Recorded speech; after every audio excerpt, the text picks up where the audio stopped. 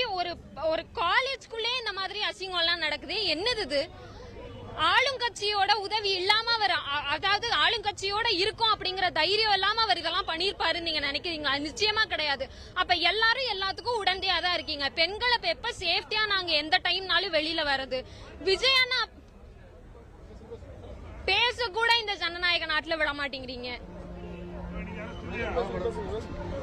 நாங்க என்ன தப்பு பண்ணணும்னு எங்களுக்கு தெரியல. எங்க பொதுச் செயலாளர் எப்ப விடுவிக்கப்படுவார்னு எங்களுக்கு தெரியாது. அது வரைக்கும் நாங்க இந்த போராட்டத்தை கண்டினியூ பண்ணிக்கிட்டே தான் இருப்போம். எந்த வித தடங்களும் இல்லாம கண்டினியூ பண்ணிட்டு தான் இருப்போம். குற்றவாளியை அரெஸ்ட் பண்ணி நீங்க என்னைக்கு தூக்குல போடுவீங்கன்னு உங்களுக்கு தெரியல.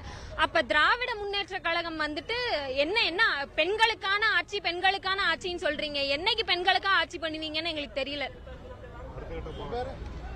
அடுத்த கட்ட போராட்டம் எங்களுக்கு தலைமையில இருந்து என்ன சொல்றாங்களோ நாங்க அதை நிச்சயமா பண்ணுவோம். பெண்களாகிய நாங்கள் என்னைக்கும் பெண்களுக்காக நிற்போம்.